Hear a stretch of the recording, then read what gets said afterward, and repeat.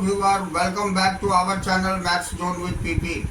मैं संजीव कुमार आज आपको क्लास 12 की राजनीति शास्त्र की चैप्टर 5 जो समकालीन विश्व में सुरक्षा है उसकी डिटेल जानकारी देता हूँ। उससे रिलेटेड जितने भी इम्पोर्टेंट पॉइंट्स और क्वेश्चंस हैं उसकी भी जानकारी मैं दूंगा। तो आइए स्टार्ट होते हैं अब। हाँ तो आइए आज मैं आपको सुरक्षा की अपारंपरिक धारणा इस टॉपिक से लेकर के चलता हूँ। सुरक्षा की अपारंपरिक धारणा किसी सैन्य खतरों से संबंध नहीं, इनमें मानवीय अस्तित्व पर चोट करने वाले व्यापक खतरों और आशंकाओं को शामिल किया जाता है। इसकी शुरुआत होती है पारंपरिक सुरक्षा की धारणा के भीतर स्वीकार किए गए संदर्भी यानी सुरक्षा किसकी पर सवाल उठाकर। ऐसा करते हुए सुरक्षा के तीन और तत्वों, किन चीजों की सुरक्षा, किन खतरों से सुरक्षा और सुरक्षा के तरीके पर भी प्रश्न चिन्ह लगाया जाता है। जब हम संदर्भी की बात करते हैं तो हमारा आशय होता है कि सुरक्षा किसको चाहिए। सुरक्षा की पारंपरिक धारणा में भू क्षेत्र और संस्थाओं सहित राज्य की संदर्भी माना जाता है। सुरक्षा की अपारंपरिक धारणा में संदर्भी का दायरा बड़ा होता है। जब हम पूछते हैं कि सुरक्षा किसको, तो सुरक्षा की अपारंपरिक धारणा के प्रतिपादकों का जवाब होता है सिर्फ राज्य ही नहीं, व्यक्तियों और समुदायों या कहे कि समूची मानवता को सुरक्षा की जरूरत है। इसी कारण सुरक्षा की अपारंपरिक धारणा को मानवता की सुरक्षा अथवा विश्व रक्षा कहा जाता है। मानवता की रक्षा का विचार जनता जनार्दन की सुरक्षा को राज्यों की सुरक्षा से बढ़कर मानता है। मानवता की सुरक्षा और राज्य की सुरक्षा एक दूसरे के पूरक होने चाहिए और अक्सर होते भी हैं, लेकिन सुरक्षित राज्य का मतलब हमेशा सुरक्षित जनता नहीं होता। नागरिकों को विदेशी हमले से बचाना भले ही उनकी सुरक्षा की जरूरी शर्त हो, इतने भर को पर्याप्त नहीं माना जा सकता। सच्चाई यह है कि पिछले 100 वर्षों में जितने लोग विदेशी सेना के हाथों मारे गए उससे कहीं ज्यादा लोग खुद अपनी ही सरकारों के हाथों खेत रहे। मानवता की सुरक्षा के सभी पैरोकार मानते हैं कि इसका प्राथमिक लक्ष्य व्यक्तियों की सुरक्षा है। बहरहाल इस बात पर मतभेद है कि ठीक ऐसे कौन कौन से खतरे हैं जिनसे व्यक्तियों को बचाया जाना चाहिए। मानवता की सुरक्षा का संकीर्ण अर्थ लेने वाले पैरोकारों का जोर व्यक्तियों को हिंसक खतरों यानी खून खराबे से बचाने पर होता है। यह संयुक्त राष्ट्र संघ के भूतपूर्व महासचिव कोफी अन्नान के शब्दों में कहे तो ऐसे पैरोकारों का आशय होता है कि व्यक्तियों और समुदायों को अंदरूनी खून खराबा से बचाना। मानवता की सुरक्षा का व्यापक अर्थ लेने वाले पैरोकारों का तर्क है कि खतरों की सूची में अकाल, महामारी और आपदाओं को भी शामिल किया जाना चाहिए, क्योंकि युद्ध, जनसंहार और आतंकवाद साथ मिलकर जितने लोगों को मारते हैं उससे कहीं ज्यादा लोग अकाल, महामारी और प्राकृतिक आपदाओं की भेंट चढ़ जाते हैं। मानवता की सुरक्षा के व्यापकतम अर्थ में आर्थिक सुरक्षा और मानवीय गरिमा की सुरक्षा को भी शामिल किया जाता है। तनिक अलग अंदाज में कहे तो मानवता की सुरक्षा के व्यापकतम नजरिए में जोर अभाव से मुक्ति और भय से मुक्ति कर दिया जाता है। नेक्स्ट पैरा, विश्वव्यापी खतरे जैसे वैश्विक ताप वृद्धि, ग्लोबल वार्मिंग, अंतर्राष्ट्रीय आतंकवाद तथा एड्स एंड बर्ड फ्लू जैसी महामारियों के मद्देनजर 1990 के दशक में विश्व सुरक्षा की धारणा उभरी। कोई भी देश इन समस्याओं का समाधान अकेले नहीं कर सकता। ऐसा भी हो सकता है कि किन्हीं स्थितियों में किसी एक देश को इन समस्याओं की मार बाकियों की अपेक्षा ज्यादा झेलनी पड़े। उदाहरण के लिए वैश्विक ताप वृद्धि से अगर समुद्र तल 2 मीटर ऊंचा उठता है तो बांग्लादेश का 20% हिस्सा डूब जाएगा। कमोवेश पूरा मालदीव सागर में समा जाएगा और थाईलैंड की 50% आबादी को खतरा पहुंचेगा। चूंकि इन समस्याओं की प्रकृति वैश्विक है, इसलिए अंतर्राष्ट्रीय सहयोग अत्यंत महत्वपूर्ण हो जाता है, भले ही इसे हासिल करना मुश्किल हो। अब हम नेक्स्ट टॉपिक खतरे के नए स्रोत ये देखते हैं। तो ये बहुत ही महत्वपूर्ण टॉपिक है, खतरे के नए स्रोत, जिससे कि हमें ये जानकारी मिलती है कि हमारे बीच में अपारंपरिक स्रोत के अंतर्गत क्या क्या और भी खतरे हो सकते हैं। तो आइए इसकी जानकारी लेते हैं। सुरक्षा की अपारंपरिक धारणा के दो पक्ष हैं, मानवता की सुरक्षा और विश्व सुरक्षा।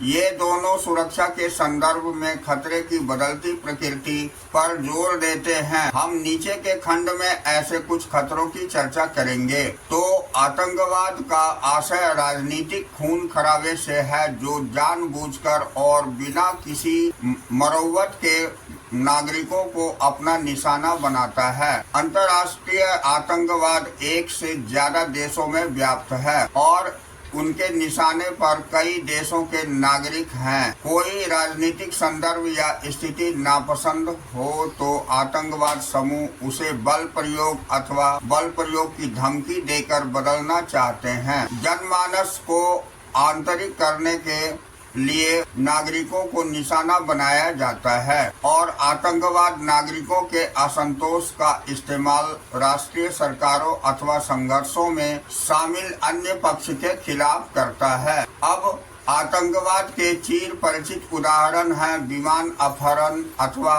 भीड़ भरी जगहों जैसे रेलगाड़ी, होटल, बाजार या किसी ऐसे ही अन्य जगहों पर बम लगाना।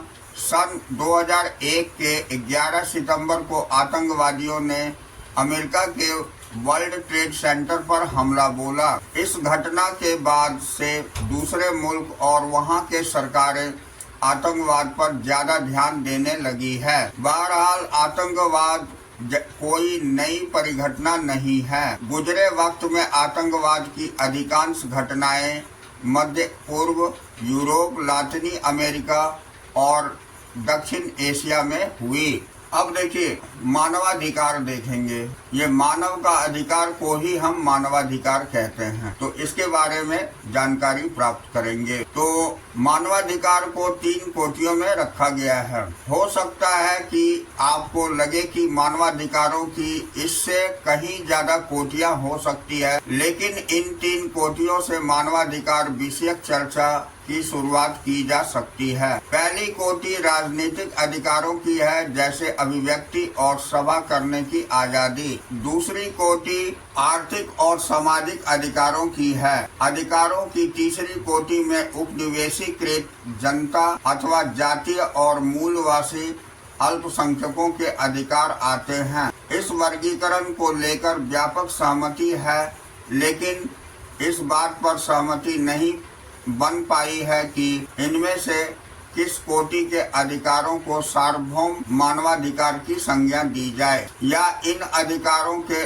उल्लंघन की स्थिति में अंतर्राष्ट्रीय बिरादरी को क्या करना चाहिए। अब देखिए 1990 के दशक से कुछ घटनाओं, मसलन रवांडा में जनसंहार, कुवैत पर इराक का हमला और पूर्वी तिमोर में इंडोनेशिया सेना के रक्तपात के कारण बहस चल पड़ी है कि संयुक्त राष्ट्र संघ को मानवाधिकारों के हनन की स्थिति में हस्तक्षेप करना चाहिए या नहीं। कुछ का तर्क है कि संयुक्त राष्ट्र संघ का घोषणा पत्र अंतर्राष्ट्रीय बिरादरी को अधिकार देता है कि वह मानवाधिकार की रक्षा के लिए हथियार उठाए। दूसरी तरफ कुछ ऐसे भी हैं जिनका तर्क है कि संभव है ताकतवर देशों के हितों से यह निर्धारित होता हो कि संयुक्त राष्ट्र संघ मानवाधिकार उल्लंघन के किस मामले में कार्रवाई करेगा और किस में नहीं। हाँ, अब देखिए खतरे का एक और स्रोत वैश्विक निर्धनता है। विश्व की जनसंख्या फिलहाल 760 करोड़ है और यह आंकड़ा 21वीं सदी के मध्य तक 1000 करोड़ हो जाएगा। फिलहाल विश्व की कुल जनसंख्या वृद्धि का 50% सिर्फ 6 देश यानी भारत, चीन, पाकिस्तान, नाइजीरिया और बांग्लादेश और इंडोनेशिया में घटित हो रहा है।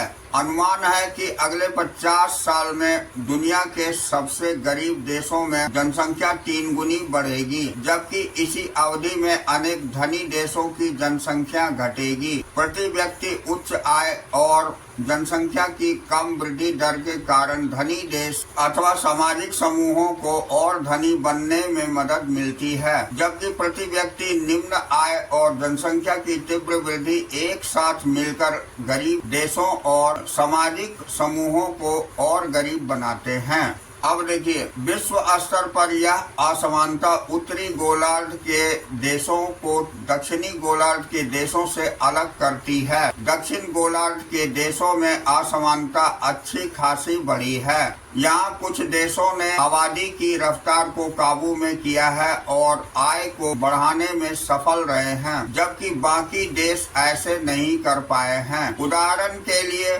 दुनिया में सबसे ज्यादा सशस्त्र संघर्ष अफ्रीका के सहारा मरुस्थल के दक्षिणी देशों में होते हैं। यह इलाका दुनिया का सबसे गरीब इलाका है। 20वीं सदी के शुरुआती समय में इस इलाके के युद्धों को शेष दुनिया की तुलना में कहीं ज्यादा लोग मारे गए। दक्षिणी गोलार्ध के देशों में मौजूद गरीबी के कारण अधिकाधिक लोग बेहतर जीवन, खासकर आर्थिक अवसरों की तलाश में उत्तरी गोलार्ध के देशों में प्रवास कर रहे हैं। इससे अंतर्राष्ट्रीय स्तर पर राजनीतिक मतभेद उठ खड़ा हुआ है। अंतर्राष्ट्रीय कायदे कानून अप्रवासी जो अपनी सत्ता में स्वदेश छोड़ते हैं और शरणार्थी जो युद्ध और प्राकृतिक आपदा अथवा राजनीतिक उत्पीड़न के कारण स्वदेश छोड़ने पर मजबूर होते हैं में भेद करते हैं। सामान्यतया उम्मीद की जाती है कि कोई राज्य शरणार्थी को स्वीकार करेगा,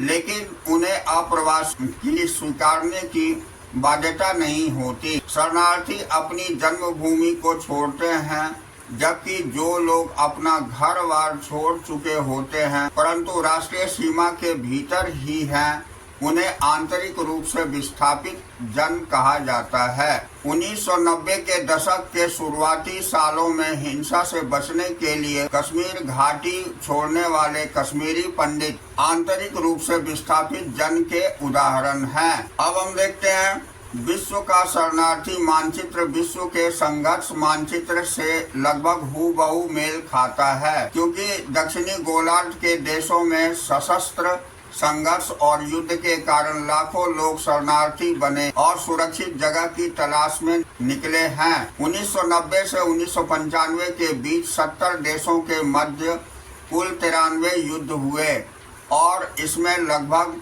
55.5 लाख लोग मारे गए। उसके परिणाम स्वरूप व्यक्ति, परिवार और कभी कभी पूरे समुदाय को सर्वव्याप्त भय अथवा आजीविका, पहचान और जीवन यापन के परिवेश के नाश के कारण जन्मभूमि छोड़ने पर मजबूर होना पड़ा। युद्ध और शरणार्थियों के प्रवास के आपसी रिश्ते पर नजर डालने से पता चलता है कि सन 1990 के दशक में कुल 60 जगहों से शरणार्थी प्रवास करने को मजबूर हुए और इसमें 3 को छोड़कर शेष सभी के मूल में सशस्त्र संघर्ष था। अब HIV, एड्स, बर्ड फ्लू और SARS, severe acute respiratory syndrome जिसे हम सार्स बोलते हैं, जैसी महामारियां अप्रवास, व्यवसाय, पर्यटन और सैन्य अभियानों के जरिए बड़ी तेजी से विभिन्न देशों में फैली है। इन बीमारियों के फैलाव को रोकने में किसी एक देश की सफलता अथवा असफलता का प्रभाव दूसरे देशों में होने वाले संक्रमण पर पड़ता है। अब अनुमान है कि 2003 तक पूरी दुनिया में 4 करोड़ लोग HIV एड्स से संक्रमित हो चुके थे। इसमें 2/3 लोग अफ्रीका में रहते हैं, जबकि शेष के 50% दक्षिण एशिया में। उत्तरी अमेरिका अथवा दूसरे औद्योगिक देश में उपचार की नई विधियों के कारण 1990 के दशक के उत्तरार्ध के वर्षों में HIV एड्स से होने वाली मृत्यु की दर में तेजी से कमी आई है, लेकिन अफ्रीका जैसे गरीब इलाके के लिए ये उपचार कीमत को देखते हुए आकाश कुसुम कहे जाएंगे, जबकि अफ्रीका को ज्यादा गरीब बनाने में HIV एड्स महत्वपूर्ण घटक साबित हुआ है। अब हम देखेंगे ये एबोला वायरस, हैंटा वायरस और हेपेटाइटिस C जैसी कुछ नई महामारियां उभरी है, जिसके बारे में जानकारी भी कुछ खास नहीं है। कोरोना, टीबी, मलेरिया, डेंगू बुखार और हैजा जैसी पुरानी महामारियों ने औषधि प्रतिरोधक रूप धारण कर लिया है और इससे इनका उपचार कठिन हो गया है। जानवरों में महामारी फैलने के भारी आर्थिक दुष्प्रभाव होते हैं। 1990 के दशक के उत्तरार्ध के सालों से ब्रिटेन ने मैड काऊ महामारी के भड़क उठने के कारण अरबों डॉलर का नुकसान उठाया है और बर्ड फ्लू के कारण कई एशियाई देशों को मुर्ग निर्यात बंद करना पड़ा। ऐसी महामारियां बताती है कि देशों के बीच पारंपरिक निर्भरता बढ़ रही है और राष्ट्रीय सीमाएं अब पहले की तुलना में कम सार्थक रह गई है। इन महामारियों का संकेत है कि अंतर्राष्ट्रीय सहयोग को बढ़ाने की जरूरत है। अब हम देखते हैं, सुरक्षा की धारणा में विस्तार करने का यह मतलब नहीं है कि हम इस तरह से कष्ट या बीमारी को सुरक्षा विषयक चर्चा के दायरे में शामिल कर सकते हैं। अगर हम ऐसा करते हैं तो सुरक्षा की धारणा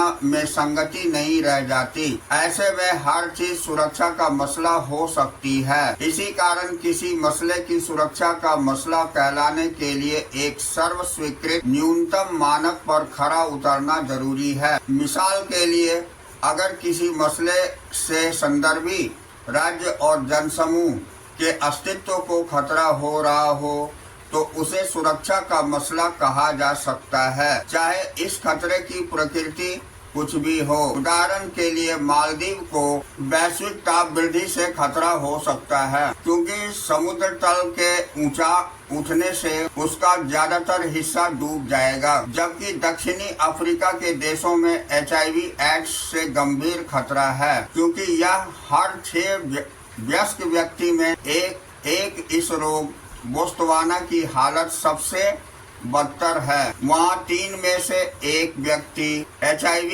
एड्स पीड़ित हैं। 1994 में रवांडा की तुत्सी जनजाति के अस्तित्व पर खतरा मंडराया क्योंकि प्रतिद्वंदी हेतु जनजाति ने कुछ ही हफ्ते में लगभग 5 लाख तुत्सी लोगों को मार डाला। इससे पता चलता है कि सुरक्षा की अपारंपरिक धारणा भी सुरक्षा की पारंपरिक धारणा के समान स्थानीय संदर्भों के अनुकूल परिवर्तनशील है। अब हम नेक्स्ट टॉपिक सहयोग मूलक सुरक्षा में आते हैं। तो अब इस टॉपिक को हम देखेंगे। तो देखिए, हमने देखा कि सुरक्षा पर मंडराते इन अनेक अपारंपरिक खतरों से निपटने के लिए सैन्य संघर्ष का नहीं बल्कि अपनी आपसी सहयोग की जरूरत है। आतंकवाद से लड़ने अथवा मानवाधिकार को बहाल करने में भले ही सैन्य बल की कोई भूमिका हो, और यहाँ भी सैन्य बल एक सीमा तक ही कारगर हो सकता है, लेकिन गरीबी मिटाने, तेल तथा बहुमूल्य धातुओं की आपूर्ति बढ़ाने, अप्रवासियों और शरणार्थियों की आवाजाही के प्रबंधन तथा महामारी के नियंत्रण में सैन्य बल से क्या मदद मिलेगी, यह कहना मुश्किल है। वस्तुतः ऐसे अधिकांश मसलों में सैन्य बल के प्रयोग से मसला और बिगड़ेगा। अब ज्यादा प्रभावी यही होगा कि अंतर्राष्ट्रीय सहयोग से रणनीतियां तैयार की जाए। सहयोग द्विपक्षीय, 2 देशों के बीच, क्षेत्रीय, महादेशीय अथवा वैश्विक स्तर का हो सकता है। यह इस बात पर निर्भर करेगा कि खतरे की प्रकृति क्या है और विभिन्न देश इससे निपटने के लिए कितने इच्छुक और सक्षम हैं। सहयोग मूलक सुरक्षा में विभिन्न देशों के अतिरिक्त अंतर्राष्ट्रीय, राष्ट्रीय स्तर की अन्य संस्थाएं जैसे अंतर्राष्ट्रीय संगठन, संयुक्त राष्ट्र संघ, विश्व स्वास्थ्य संगठन, विश्व बैंक, अंतर्राष्ट्रीय मुद्रा कोष आदि, स्वयंसेवी संगठन, एमनेस्टी इंटरनेशनल, रेड क्रॉस, निजी संगठन तथा दानदाता संस्थाएं, धार्मिक संगठन, मजदूर संगठन, सामाजिक और विकास संगठन, व्यावसायिक संगठन और निगम तथा जानी मानी हस्तियां जैसे नेल्सन मंडेला, मदर टेरेसा शामिल हो सकती है। सहयोग मूलक सुरक्षा में भी 3 उपाय के रूप में बल प्रयोग किया जा सकता है। अंतर्राष्ट्रीय बिरादरी सरकारों से निपटने के लिए बल प्रयोग की अनुमति दे सकती है जो अपनी ही जनता को मार रही हो अथवा गरीबी, महामारी और प्रलयंकारी घटनाओं की मार झेल रही जनता के दुख दर्द की उपेक्षा कर रही हो। ऐसी स्थिति में सुरक्षा की अपारंपरिक धारणा पर जोर होगा कि बल प्रयोग सामूहिक स्वीकृति से और सामूहिक रूप से किया जाए, न कि कोई एक देश अंतर्राष्ट्रीय बिरादरी और स्वयंसेवी संगठनों समेत अन्यों की मर्जी पर कान दिए बगैर बल प्रयोग का रास्ता अख्तियार करे। अब हम नेक्स्ट टॉपिक भारत सुरक्षा की रणनीतियां ये देखेंगे। तो भारत को पारंपरिक सैन्य और अपारंपरिक खतरों का सामना करना पड़ा है। ये खतरे सीमा के अंदर से भी उभरे और बाहर से भी। भारत की सुरक्षा नीति के 4 बड़े घटक हैं और अलग अलग वक्त में इन्हीं घटकों के हेर फेर से सुरक्षा की रणनीति बनाई गई है। अब देखिए, सुरक्षा नीति का पहला घटक रहा सैन्य क्षमता को मजबूत करना, क्योंकि भारत पर पड़ोसी देशों से हमले होते रहे हैं। पाकिस्तान ने 1947, 48, 1965, 1971 तथा 1999 में और चीन ने सन 1962 में भारत पर हमला किया। दक्षिण एशियाई इलाकों में भारत के चारों तरफ परमाणु हथियारों से लैस देश है। ऐसे में भारत के परमाणु परीक्षण करने के फैसले 1998 को उचित ठहराते हुए भारतीय सरकार ने राष्ट्रीय सुरक्षा का तर्क दिया था। भारत ने सन 1974 में पहला परमाणु परीक्षण किया था। अब भारत की सुरक्षा नीति का दूसरा घटक है अपने सुरक्षा हितों को बचाने के लिए अंतर्राष्ट्रीय कायदों और संस्थाओं को मजबूत करना। भारत के पहले प्रधानमंत्री जवाहरलाल नेहरू ने एशियाई एकता, उपनिवेशीकरण, डीकोलोनियलाइजेशन और निरस्त्रीकरण के प्रयासों की हिमायत की। उन्होंने अंतर्राष्ट्रीय संघर्षों में संयुक्त राष्ट्र संघ को अंतिम पंच मानने पर जोर दिया। भारत ने हथियारों के अप्रसार के संबंध में एक सार्वभौम और बिना भेदभाव वाली नीति चलाने की पहलकदमी की, जिसमें हर देश को सामूहिक संहार के हथियारों जैसे परमाणु, जैविक, रासायनिक से संबद्ध बराबर के अधिकार और दायित्व हो।